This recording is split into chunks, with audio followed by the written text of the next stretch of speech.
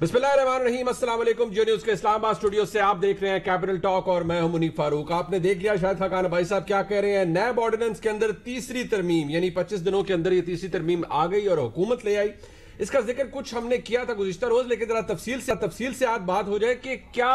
मुद्दा है इसके अंदर, असल मसला क्या है।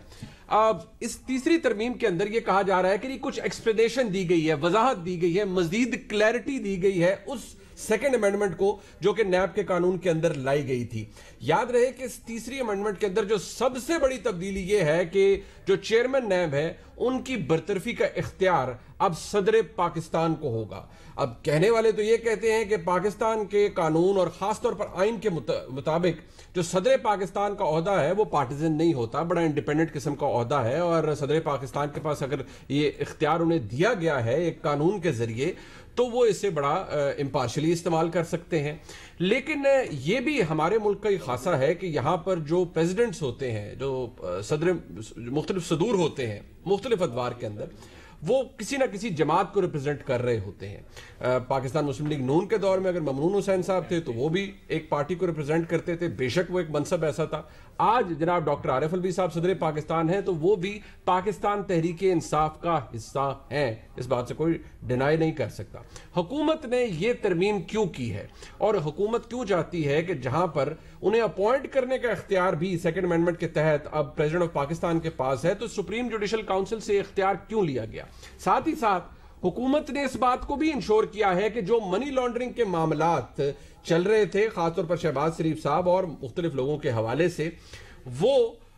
वैसे ही चलते रहेंगे 6 अक्टूबर से पहले, और 6 अक्टूबर के बाद जो मामलात हैं उनकी नौयत मुख्तलिफ हो जाएगी। याद रहे इसके अंदर कुछ और डिटेल्स भी हैं, उस पर भी बात करेंगे। एक और बहुत अहम मुद्दा है और वो है इलेक्शन कमीशन और हुकूमत के ताल्लुकात का। ये कोई ताल्लुक ऐसा नहीं है जो किसी कागज के ऊपर है, ये ताल्लुक ऐसा है जिसका एक वर्किंग रिलेशनशिप है और इदारों का एहतराम किया जाता है। और वज़ीर आज़म पाकिस्तान हमेशा ये कहते हैं कि उनकी हुकूमत इदारों का एहतराम करती है। लेकिन इस मामले पर क्या हो रहा है, जहां 2 वफाकी वुज़रा को नोटिस इशू किए गए हैं इलेक्शन कमीशन की जानिब से, और वो नोटिस ये नहीं है कि किसी बात की वजाहत कर दीजिए, वो नोटिस ये है कि आपने इलेक्शन कमीशन पर कुछ इल्जामात लगाए हैं, उनका जवाब दे दीजिए। अब काबीना के अंदर जो आज फैसला हुआ है या इससे पहले भी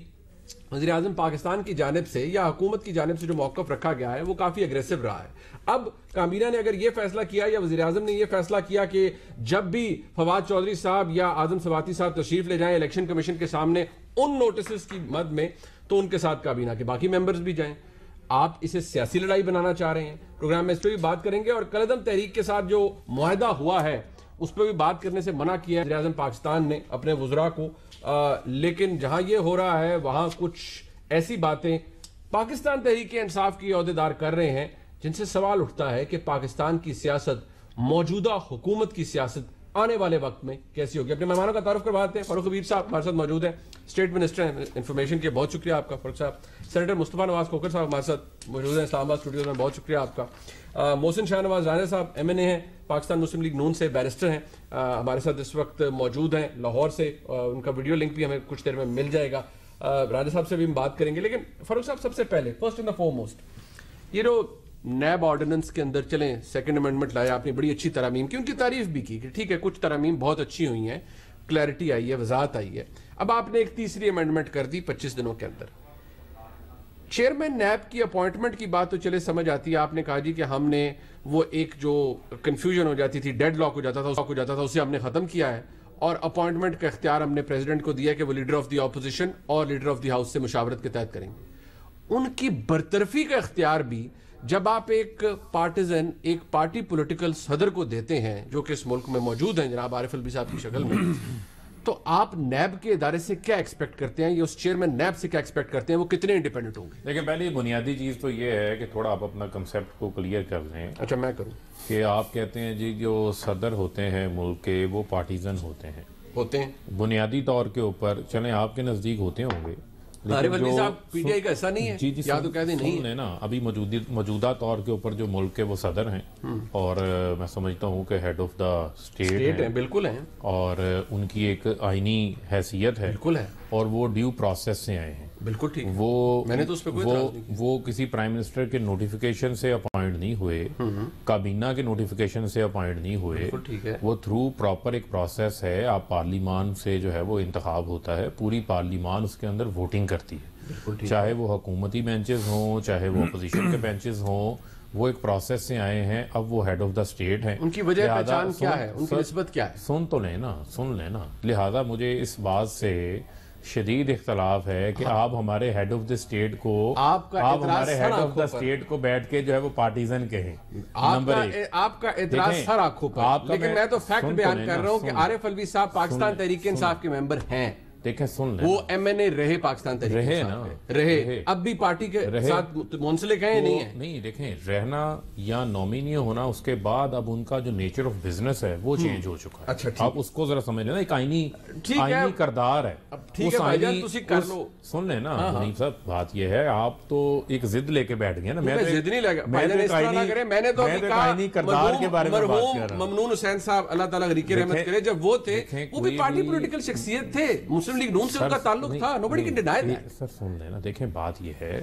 کہ جب آپ ایک ہیڈ آف دا اسٹیٹ ہو جاتے ہیں، بالکل ٹھیک ہے، پھر آپ کی ایک آئینی ذمہ داری آ جاتی ہے، پھر آپ بہت ساری چیزیں جو ہیں آپ اپنے آئینی رول کے مطابق بیٹھ کے وہاں پر سر انجام دے رہے ہوتے ہیں۔ مجھے نام ممنون حسین سے اختلاف ہے، وہ تو دنیا سے چلے گئے، اللہ تعالیٰ کی آخرت کی منزلیں آسان فرمائے، جتنے بھی پاکستان کے جو ہے وہ صدر رہے ہیں، جو ان کی ایک آئینی پوزیشن ہے، اس آئینی پوزیشن کا احترام ہم سب کو کرنا چاہیے، بنیادی طور پہ بڑا کلیئر پوائنٹ۔ بالکل ٹھیک، جہاں تک رہ گئی بات، آپ نے کہا کہ جو انہیں اختیار کیوں دیا، آپ نے کہا کہ نیب آرڈیننس آیا، اب نیب آرڈیننس آیا جو ہماری قانونی ٹیم ہے، انہوں نے اپنی سوچ اور فہم کے مطابق جو ہے وہ نیب آرڈیننس کو لے آئے ہیں، اور آرڈیننس بھی جو ہے وہ ایک قانون سازی کا ایک وے آؤٹ ہے، لیکن الٹیمیٹلی اس نے بھی پارلیمنٹ میں آنا ہے۔ ٹھیک ہے، اب کسی اور کے پاس، شاید خاقان عباسی صاحب کے پاس یا کسی بھی جو پارلیمان کا حصہ ہے اس کے پاس حصے کو بہتر تجویز ہے، بہتر رائے ہے، وہ پارلیمان میں لے آئیں، ہم اوپن ٹو ڈسکشن ہیں، تو لہذا میں سمجھتا ہوں کوئی ایسا پوائنٹ جو ہے وہ باقی رہ نہیں جاتا، باقی انہوں نے کلیریفیکیشنز کی ہیں۔ اب آصف علی زرداری صاحب اپنی منی لانڈرنگ کے کیس میں جو ہے وہ پہنچ جا رہے تھے کہ جناب میرے پہ تو اب جو ہے وہ نیا قانون آ گیا، میرے پہ تو آپ نے ذرا کلیئرٹی دے دیا کہ 6 اکتوبر تک جو چل رہا ہے منی لانڈرنگ، 6 اکتوبر تو چلو ہے ہی ہے، لیکن اس کے علاوہ یہ بھی ایک تاثر لیا جا رہا تھا کہ پتہ نہیں منی لانڈرنگ جو ہے وہ نیب کے معاملے سے نکل گئی، حالانکہ وہ جو عملہ کا آپ کا ایکٹ ہے 2010 کا، اس میں بڑا واضح لکھا ہوا ہے کہ نیب ہی جو ہے اس حوالے سے معاملات کو جو ہے وہ دیکھے گا۔ اس کے علاوہ جو معاملہ ہے وہ ہے چیٹنگ ایٹ پبلک لارج جو معاملات ہیں، جس میں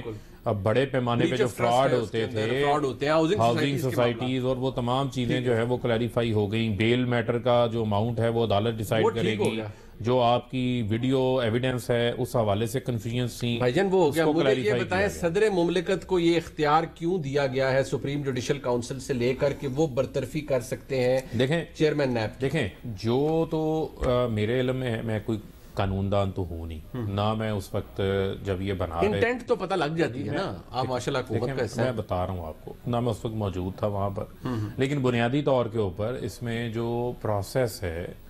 جب بھی آپ نے کسی کے خلاف جو ہے وہ کارروائی کرنی ہے، اس حوالے سے